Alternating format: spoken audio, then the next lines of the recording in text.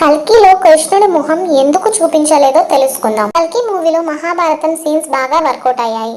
Titles పడుతున్నప్పుడే Kurukshetra సంగమం, అశ్వత్థామకి కృష్ణుడు శాపం ఇవ్వడం లాంటి సీన్స్ చూపించి నేరుగా కథలోకి వెళ్ళిపోయారు. మళ్ళీ కీలకమైన క్లైమాక్స్ లో క్రేజీ ట్విస్ట్ రివీల్ చేసి మెంటల్ ఎక్కించారు. అయితే అర్జునుడిగా విజయ్ దేవరకొండ, అతడి రథసారథిగా కృష్ణుడికి సంబంధించిన సీన్స్ పడ్డాయి. కానీ కృష్ణ పరమాత్మ ముఖాన్ని నీడలా చూపించారు.